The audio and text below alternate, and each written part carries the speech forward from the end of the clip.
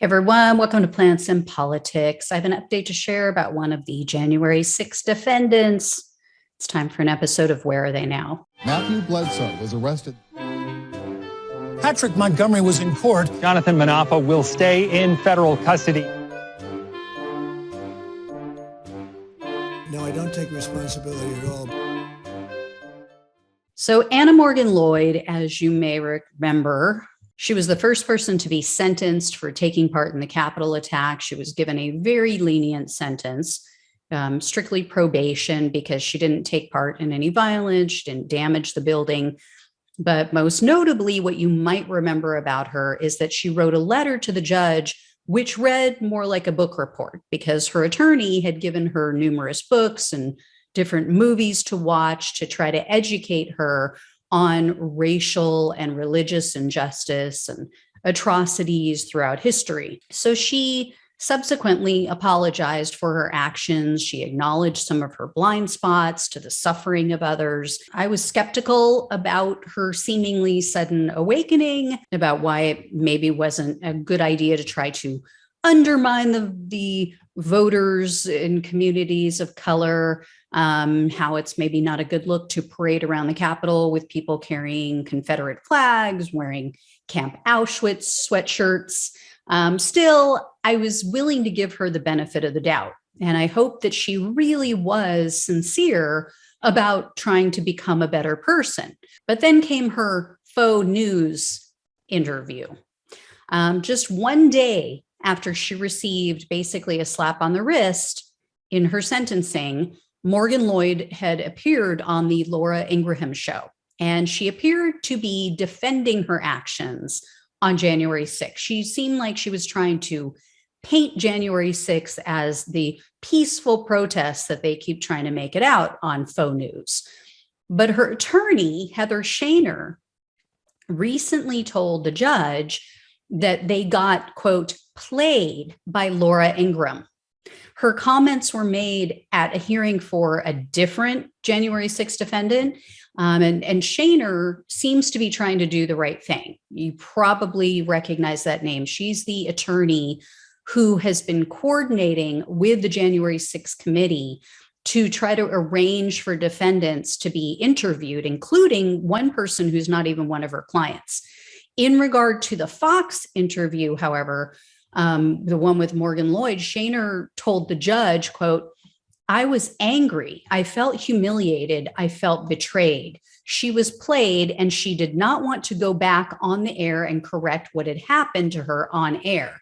It is very difficult for an individual to appear on Fox News or even on other networks where they are really less interested in the truth than they are in creating sensation and entertaining. It was a stupid, horrible idea." So Shaner, in fact, said that Morgan-Lloyd felt so bad about the way her interview was manipulated that she actually wrote a letter to the judge immediately after her appearance on Fox.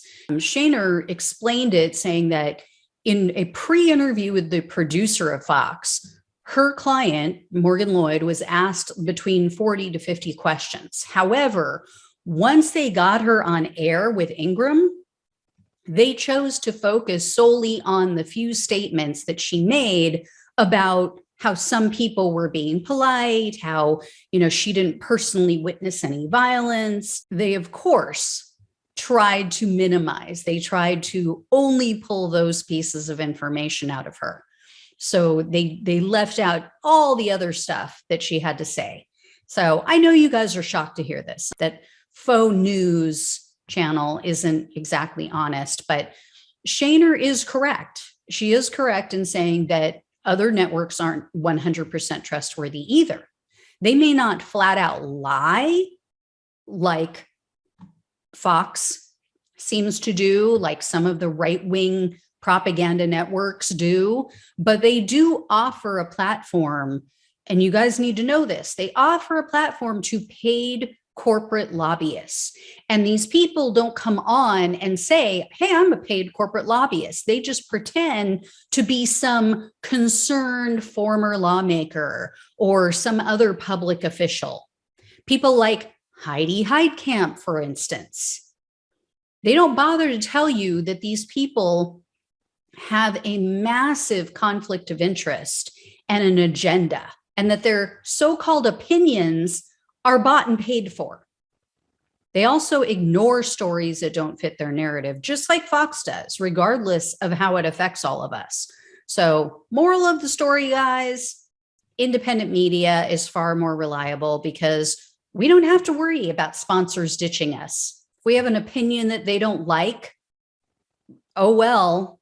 I should say on YouTube, as I am, you do have to try to not cuss so much. You have to try to steer clear of certain topics that may have, too much sex in them or things like that. Like all of my Epstein videos get demonetized, but I think it's important for you guys to know what's going on and to get those updates. So that's why I asked for you guys to help out, become a friend or a supporter of the show. If you can, that way I don't have to worry about that kind of stuff. But, overall, independent media, like what you see on YouTube and other venues, we're not trying to maintain a relationship with elites. So, we're not trying to keep a relationship going so that we have access to them so they'll come back on our shows. At least I'm not, but I know a lot of others aren't either. As for me, I want you guys to watch and like the show, but I'm not going to tell you something that isn't true. And I'm not going to ignore a story that I know you won't like just to keep you as a subscriber. I would prefer to be respected than to be liked. And people, if they're grown up about it, they'll go, you know what? I don't agree with her, but I at least respect that she's being honest, keeping it real. So that's who and how I've always been. That's how I'm going to always be. But obviously, Faux News Channel, no, they're not interested in telling their viewers the truth about what's going on, what happened on January 6th. And yeah, they had her on to absolutely manipulate the narrative and to paint her as some poor old grandma who just, got taken advantage of, was being persecuted by the mean old communist government, which, I wish Biden was as progressive as they try to make him out.